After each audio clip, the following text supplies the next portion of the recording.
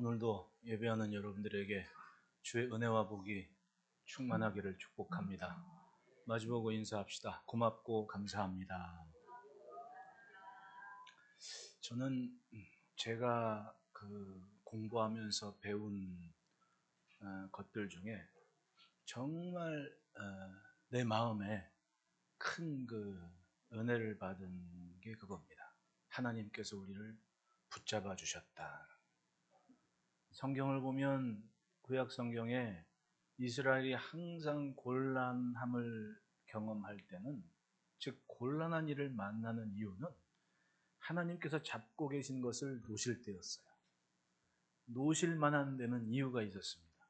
우상 숭배와 하나님 없이 살려는 그 교만한 마음 때문에 두고 보시다가 어느 순간 그냥 내가 너희를 저들의 손에 붙였다. 그럼 그 순간 이스라엘인 동네마다 북이 되고 박살이 나기 시작합니다.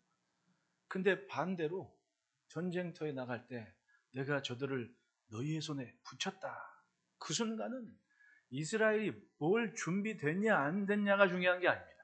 하나님이 함께 하시고 붙잡으셨다는 이유 하나 때문에 항상 이기고 또 이기더라는 거죠.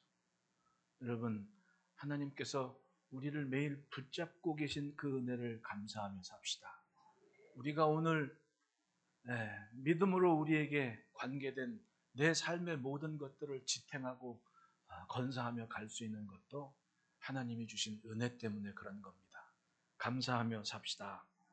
예수를 믿는 것은 인생의 새로운 도전과 같습니다. 믿음으로 여는 세상은 이제껏 살아온 세상과는 달리 가치관과 세계관이 달라지는 겁니다.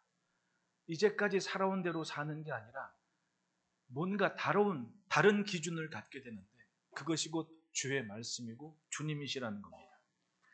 옛날 이스라엘이 광야에서 40년 유랑하다가 가나안 땅을 처음 공략하고 들어갈 때 여리고성에 라합이라는 여인이 살았습니다.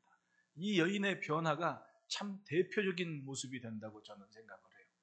라합이 40년 동안 광야에서 이스라엘 백성이 머무는 얘기를 들었습니다. 왜냐하면 지금으로 치면 라합은 그 시대 숙박업소 사장이거든요.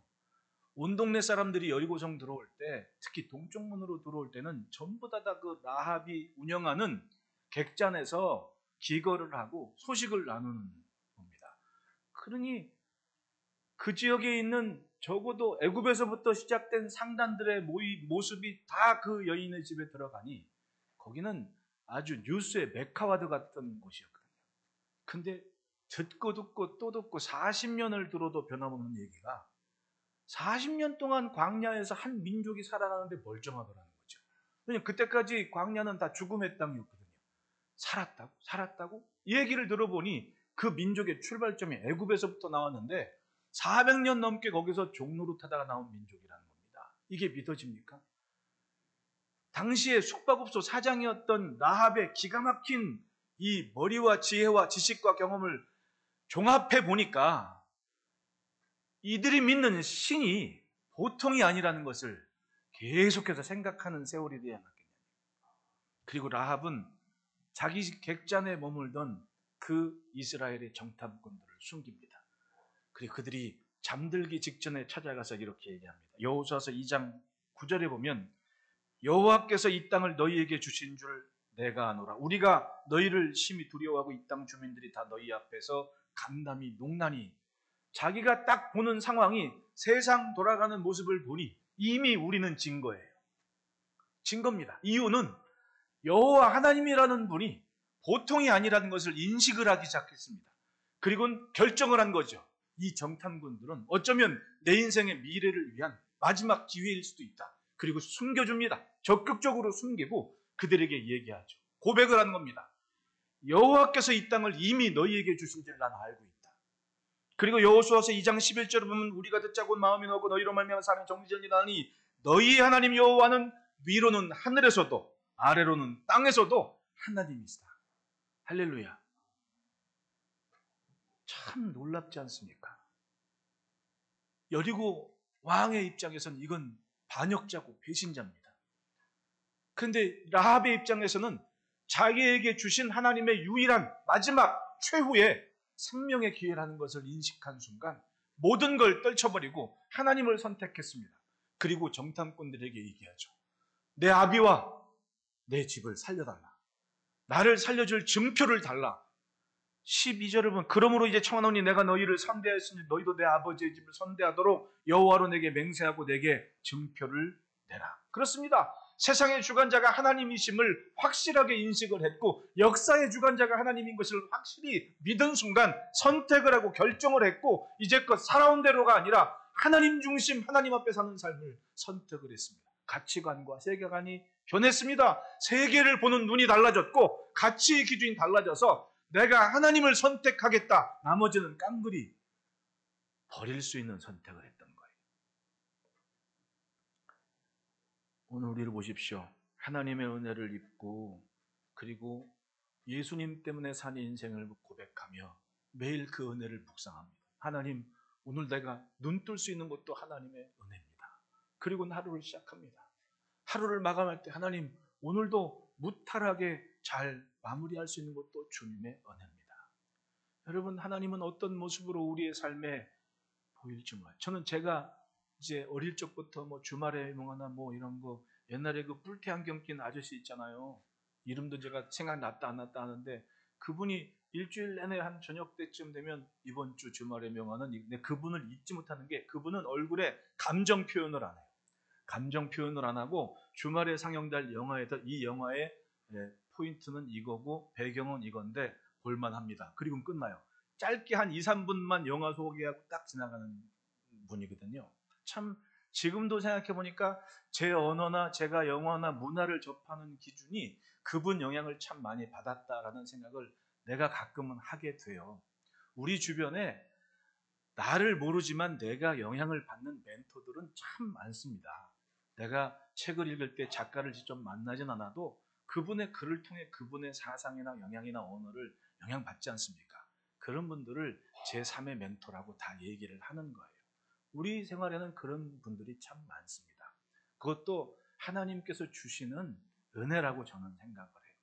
제가 존 덴버 씨가 주연한 영화 오갓이라는 영화를 지금도 기억나는데 하나님에 대해서 갈망하고 만나고 싶은 그런 열망이 있는 소원입니다. 그때 당시에 학자들은 그걸 뉴에이지다 어쩌다 막 얘기를 하지만 제가 인상 깊게 생각한 그겁니다. 하나님에 대해 막연했던 것을 좀 알아먹도록 표현해주는 하나의 매개체가 되진 않았나라는 생각을 해요. 우리는 하나님 마치 딴 동네에 있는 것처럼 생각을 합니다. 저 멀리 나와는 상관없는 곳에. 그런데 정작 내가 기도하는 것을 듣고 계시고 내가 신음하는 그 소리를 듣고 계시고 나 때문에 안타까워하시는 그 하나님을 느끼지 못할 때가 많다니까요. 그래서 제 맘대로 사는 겁니다. 예수님이 오셨습니다. 신음을 들으셨고 애처로운 삶을 아셨고 찾아오셔서 만지시는데 그걸 알아먹는 사람이 있고 그걸 못 알아먹는 사람도 있다니까요. 예수님 당시에 그렇습니다. 예수님께서 세관에 앉은 세리 마태를 부르셨습니다. 그 당시에 세리는 아주 정해놓은 죄인이었거든요. 왜냐하면 로마가 전쟁에 패배한 나라들에게 이제 종전세, 전쟁세 이런 거를 지금도 2차 대전 후에도 마찬가지지만 그런 걸 부담을 하지 않습니까? 그것 때문에 어려움을 당하는 겁니다. 그런데 이 사람들이 그 정복지를 지배하는 나라의 왕한테 정해주는 겁니다. 너희는 1년에 얼마? 그러면 그 왕이 각 고을마다 인구수에 따라 분배를 하죠. 그리고 세리들한테 그걸 거두게 하는 겁니다.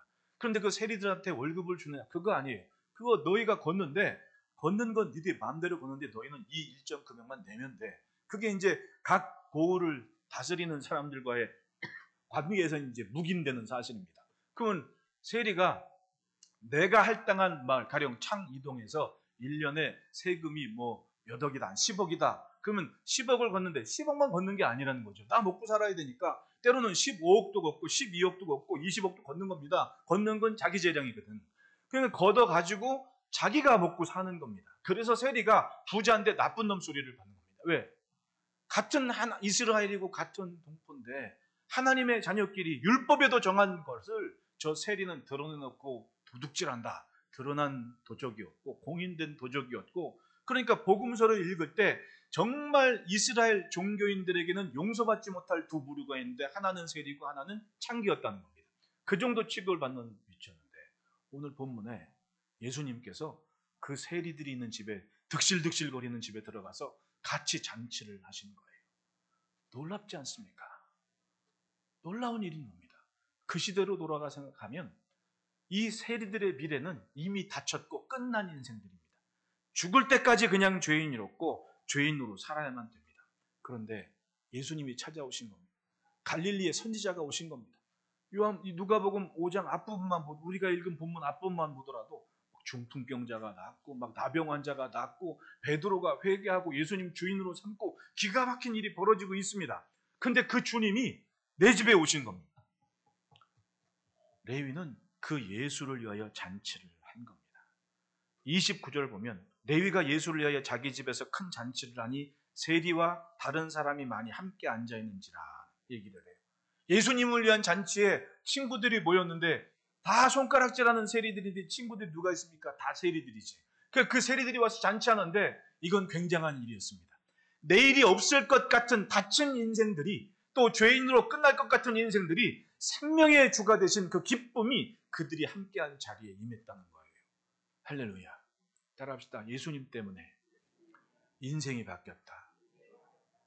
가만히 나이를 먹어가면서 생각해보면 예수님 때문에 내 인생이 참 달라졌구나 하는 것을 느낄 때가 있습니다. 정말입니다. 예, 기도하고 예배하는 사람들은 누구나 때가 되면 그런 걸 느낄 때가 있습니다. 그걸 인식한 순간 내 신앙의 뿌리가 더 깊어지는 거예요. 예, 예수님 때문에 내 인생은 분명히 달라졌습니다. 그 은혜가 바로 레위의 집에 레위로 인해 벌어지게 됐던 겁니다.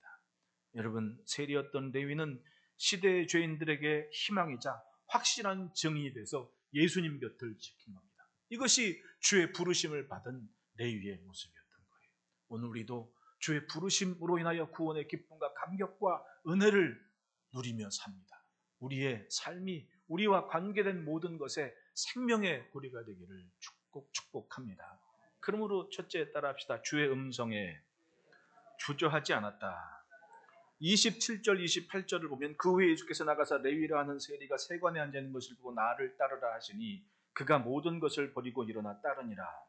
죄인으로 낙인 찍힌 인생이었지만 이 레위와 예수님과의 관계를 보면 기록된 첫 부분을 보면 참 놀랍지 않습니까? 예수님이 세리 레위가 세관에 앉아있는 것을 보시고 한마디 하십니다. 나를 따르라. 그랬더니 28절은 그가 모든 것을 버리고 일어나 따르니라라고 얘기해요. 뭐 말 한마디 없이 쳐다보시고 나를 따르라. 그리고 그걸 들은 인생은 주저함 없이 모든 것을 버려 다시는 세리 안에 그리고 쫓아나갔다는 거 아닙니까? 지금까지 자기가 자신이 해왔던 모든 일을 굿바이 하고 예수님을 따라갔다는 이야기를 하고 있습니다. 놀라운 일이었습니다. 여러분, 왜 도대체 이런 일이 벌어질 수 있었을까요? 저는 생각합니다. 우리들 속담에 늘 듣는 어른들 얘기에 가랑비에 옷 젖는다는 표현이 있지 않습니까? 예수님은 세관에 앉아있는 레위가 그냥 있었던 게 아닙니다.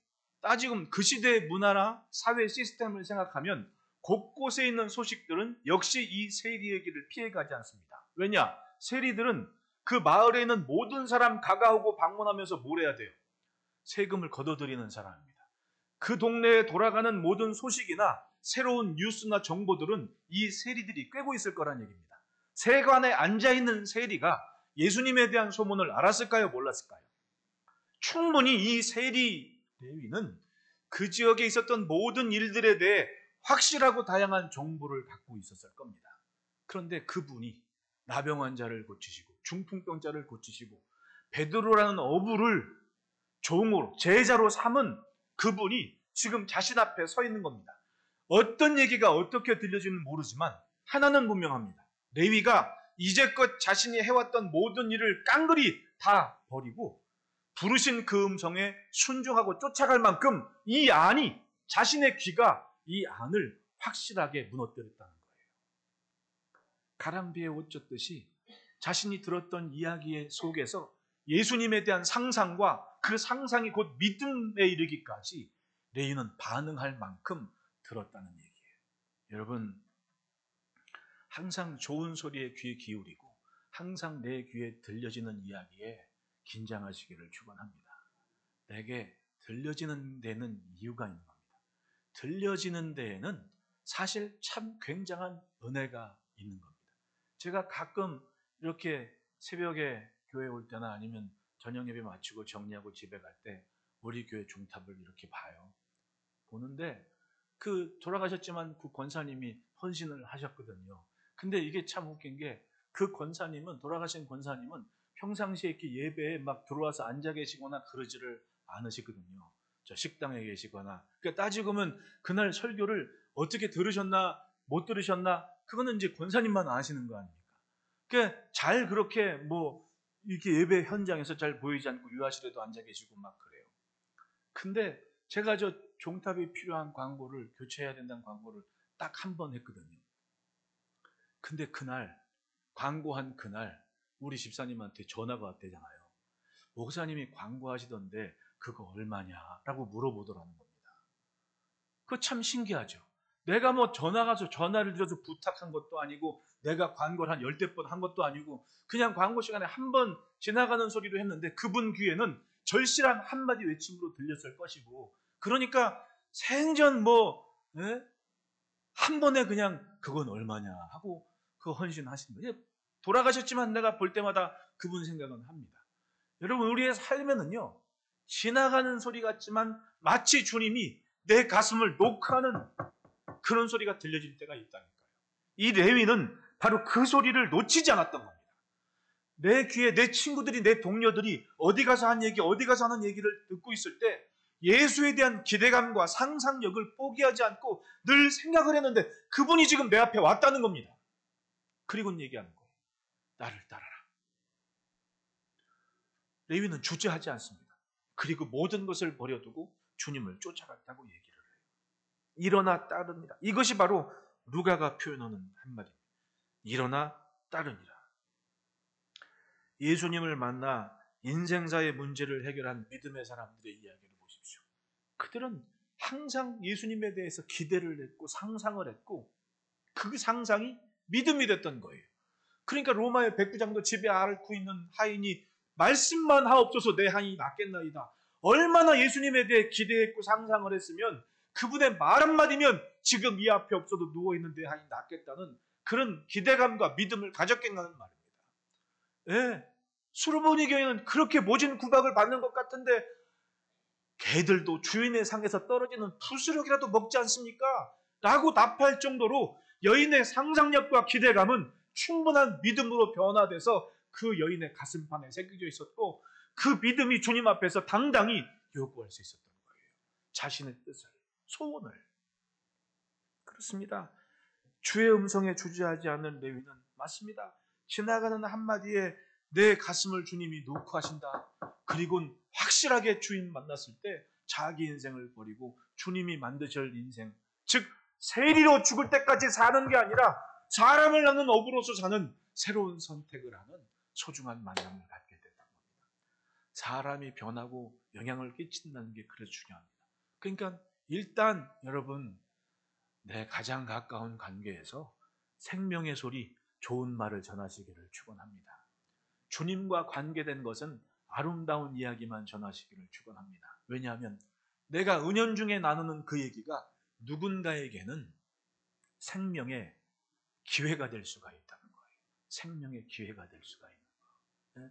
네, 지금은 이제 신학교에 다니는 딸인데, 내 친구 딸인데, 이제 그 딸이 이제 막 초등학교 1, 2학년 들어갔을 때 이제 할머니랑 할아버지랑 막 가서 이제 저녁 시간에 식사를 하는데 주일 저녁이었나 봐요.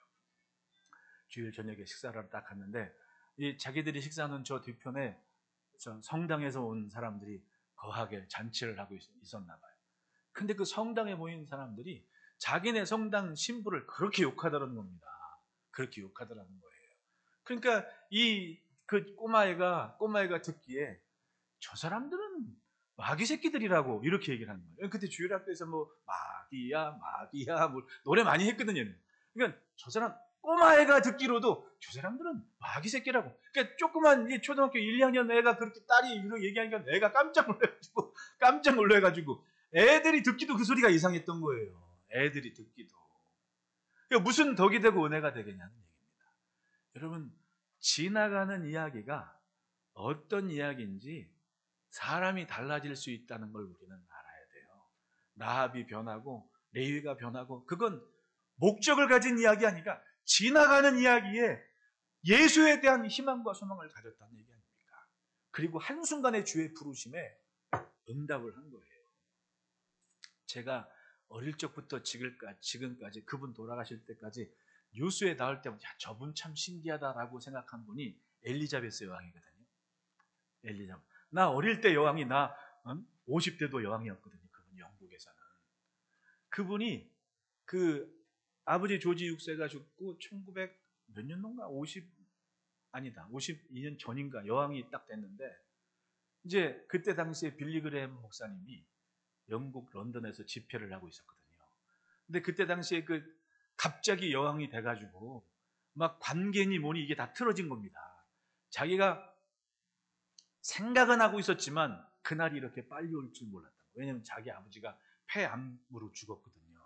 근데 이 자기 엄마한테 듣는 얘기는 네 큰아버지 때문에 네 아버지가 일찍 죽은 거라 얘기를 듣는 겁니다. 왜? 큰아버지가 미국 여자를 사랑해가지고 미국 가서 살았거든요. 자기가 왕이 됐는데 나 왕 안 한다고. 그리고 자기 왕위를 동생한테 물려주고 미국으로 가버린 거예요. 근데 그 국민들이나 왕족들 이 입장에서는 책임을 버린 사람으로 낙인이 찍힌 거죠. 그러니까 용서가 안 되는 겁니다. 왕관이 엄청 무겁잖아요. 그러니까 왕관을 쓰려는 자 그 무게를 지탱하라고 그런 얘기가 생길 만큼 그러니까 이 가족들의 입장에서는 그거예요. 특히 아내의 입장에서는 안 해도 되는 왕을 자기 형이 도망가는 바람에 자기 남편이 왕 노릇해가지고 고민하다가 세상 시름 다 앓고 걱정 고민 짊어지고 살다가 일찍 죽어버린 걸로 생각을 하는 거 아닙니까? 근데 그 자리에 자기가 딱 한 거예요. 얼마나 갈등을 하고 또 자기 큰아버지가 얼마나 믿겠습니까? 옆에서 자기 엄마가 지금 계속 그런 얘기 하고 있으니까. 그때 런던에서 집회 중인 빌리 그레함 목사님의 TV를 이렇게 보는데 한 문장에 이 여왕의 마음이 뭉클하고 새로운 생각을 갖게 된 거예요. 그게 뭐였냐? 우리 모두는 죄인입니다. 이 얘기를 거기서 들은 거예요.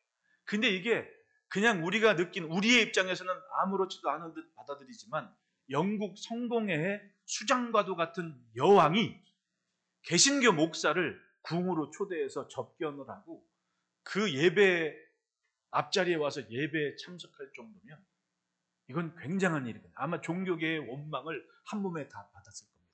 근데 여왕은 그 한마디에 자기의 처신과 자기의 세계관과 자기의 가치관의 변화를 국민들 앞에 보여줍니다. 궁에 불러서 목사님 의전 염ገብ을 하고 오랜 시간 돼야 그때는 빌리 그레 목사님 젊을 때 아닙니까? 우리 모두는 죄인이라는 그 한마디 때문에 한 문장 때문에 여왕은 그의 소리를 경청하고 그리고 그가 설교하는 예배당 가가지고 예배를 드립니다. 참 놀라운 변화 아닙니까? 우리 주변에는 하나님께서 그런 음성을 들려주실 때가 있습니다. 관계에서 만남에서 기왕이면 부르심받은 우리의 삶이 그런 주의 음성으로 쓰임받기를 축원합니다. 둘째로는 따라합시다. 변화의 불씨가 되었다. 29절에 레위가 예수를 위하여 자기 집에서 큰 잔치를 하니 세리와 다른 사람이 많이 함께 앉아있는지라 라고 얘기를 해요. 여러분, 레위는 예수님을 위해서 예수님을 따른 순간 자기 집에서 잔치를 합니다. 예수님을 위해서 잔치를 했다. 그러니 이제 당시의 분위기를 볼 때 세리가 친구들이 많겠습니까? 적겠습니까? 세리의 친구들은 굉장히 제한적이었을 겁니다. 왜? 등장만 하면 저놈이 또 들어왔어. 저놈이 또 들어왔어. 이럴 거 아니냐면 누가 그 사람하고 친구를 합니까? 그러니 당연히 집에서 잔치를 하고 내가 귀한 손님 이렇게 와라. 누가 오겠냐? 세리가 오는 거야. 다 세리들이. 그러면 주변 사람들이 보는 시선은 적어도 복음서를 읽은 우리가 느낄 수 있는 부분 그 동네 죄인들은 다 그 집에 모이는 거야. 그 상황이라는 얘기입니다. 예수님과 함께한 잔치가 세리들이 모인 장소에서 이루어진 겁니다. 누구 때문에? 변화된 한 영혼 레위 때문에 레위와의 관계된 모든 이들이 레위의 집에 모여서 세리들에게는 없을 뻔한 미래와 새 길이 기회가 돼서 열리기 시작했다는 겁니다.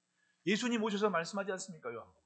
내가 곧 길이요 진리요 생명이다. 즉 세리의 미래에 없었던 닫혔던 그 문과 길이 레위의 집에서 열렸습니다. 그들이 예수를 보았고 예수를 만났고 예수와 함께 기쁨으로 잔치를 하고 있습니다. 적어도 이제는 예수님 때문에 기쁜 날이 그 집에서 시작됐다는 겁니다. 누구 집에서? 레위의 집에서. 이 순간은 레위 때문에 넓혀지는 하나님의 나라의 모습이었던 거예요. 얼마나 놀랍습니까?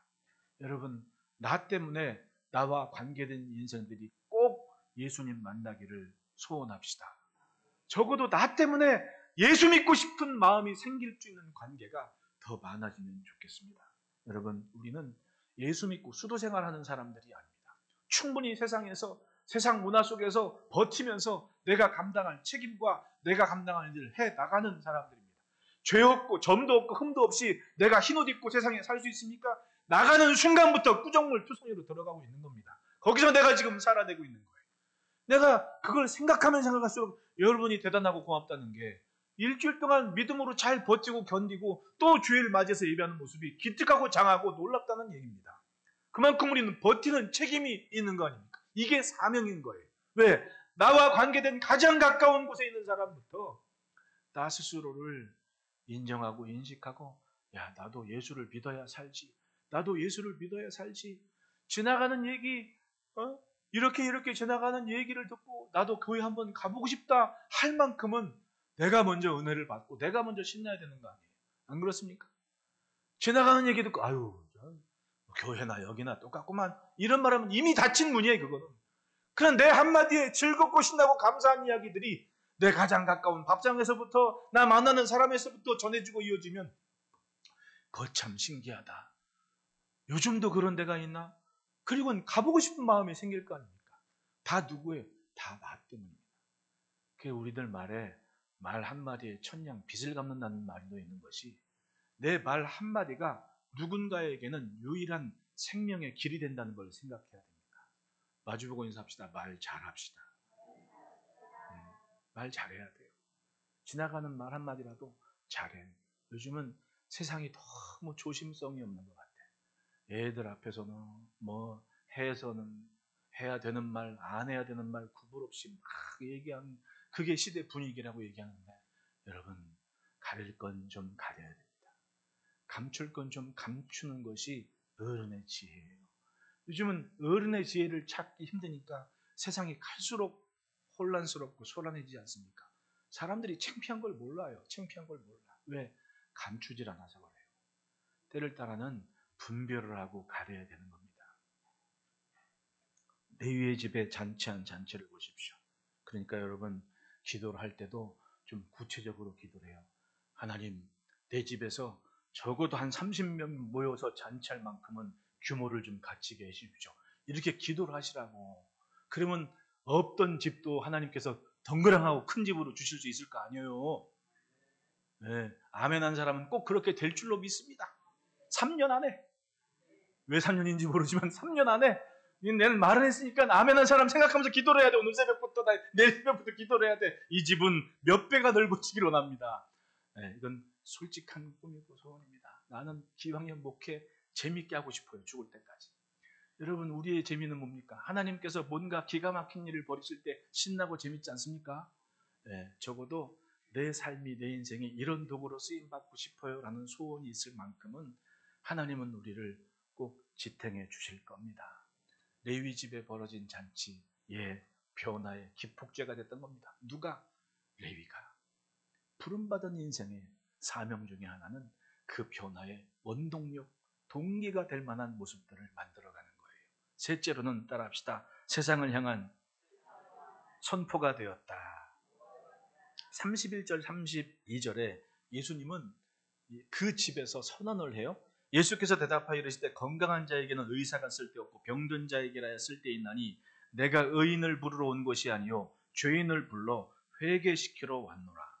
그 자리에 가게 된 이유는 레위가 예수님을 위해 잔치하는 자리, 지극히 레위와 관계된 개인적인 자리였는데 그 자리에서 예수님은 세상을 향한 분명한 선언을 하십니다. 나는 의인을 부르러 온 것이 아니라 죄인을 불러 회개시키러 왔다라고 선언을 하시는 거예요. 여러분, 본문에 대조가 되는 집단 둘이 있습니다. 하나는 세리의 집단이고 하나는 종교인 바리새인과 서기관의 집단인 거예요. 그걸 가만히 비교해 보면 서기관과 바리새인들의 집단은 전통과 율법을 지켜온다는 명목 하나로 항상 의로운 자리에 있었습니다. 자기 만족에 빠진 겁니다. 흰옷을 즐겨 입고 사람들은 또 그렇게 노력하는 그 사람들을 위해서 시장이나 뭐 저작거리 나오면 상석을 좀 마련해주고 아주 대우받고 있는 사람들이었습니다. 그런데 이 사람들이 대우해주니까 착각을 해요. 자기가 진짜 높은 줄 아는 거야. 그러다 보니 전통과 규례를 지키고 존중하는 그게 이 사람들에게는 기득권이 됐고 교만이 됐던 겁니다. 어느 만큼? 주인이 왔는데도 못 알아볼 만큼 하나님 앞에서 자기의 본분을 잃은 사람이 된 겁니다.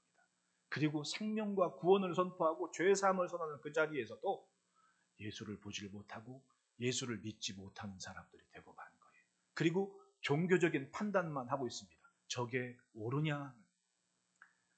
살다 보면 옳고 그름을 논하기 전에 하나님 보시기에 선한 것이 무엇이냐에 집중할 때가 있는 겁니다. 서론도 얘기했지만 라합이 옳고 그른 기준으로 보면 라합은 세상 나쁜 여인입니다. 자기 민족의 기준으로 볼 때. 그런데 하나님을 붙잡은 하나님의 시선으로 볼 땐 구원을 갈망한 한 영혼의 모습이었다는 겁니다. 너희도 이렇게 살라는 거 아닙니까? 웃기죠. 세상은 내가 알고 있는 지식으로 옳고 그름을 논하기에는 애매모호한 것이 꼭 있습니다. 특히 신앙적인 것. 안 그렇습니까? 세상 나쁜 놈이라고 손가락질 받는데 쉰들러 리스트 한번 그런 영화나 역사에 있는 그런 중요한 기폭점이나 교훈했던 일을 한번 자세히 한번 보십시오. 어떤 사람에게는 세상 나쁜 놈인데 어떤 사람에게는 구원의 젖줄이었어요. 이걸 무시하지 마라. 어디에서? 하나님 앞에서. 그러니까 이 종교인들은 끝까지 종교인만 됐습니다. 사람들 앞에 자기의 거룩함과 의를 내세우는 명목은 지켰지만 하나님 앞에 생명은 누리지 못한 겁니다. 그런데 이 세리를 보십시오. 죄인인 거 압니다. 죽을 때까지 죄인인 겁니다. 누가 머리도 죄인입니다. 그런데 여러분, 예수님 오시기까지 그 죄인들은 사람이 구박을 받다 하면 삐딱하게 나가는 거예요. 요즘 뉴스에 뭐 50 먹은 아들이 80 먹은 아들을 죽였다, 아버지를 죽였다, 이거 흥 나오죠. 이유는 다른 거 아닙니다. 어릴 적에 맨날 구박만 받고 폭행을 받다가 그걸 두고두고 싼 거예요. 살다가 에잇 그리고 엊그제는 또 뭐 신문에 보니까 뭐 동창회래나 뭐 후배래나 막 무시받고 살다가 못 참아가지고는 칼로 찔렀대. 그래서 사람 심보가 그렇다는 거 아닙니까? 심리적인 상태가. 그러면 여러분 한번 이 세리들의 입장에서 길바닥만 나가면 죄인이야.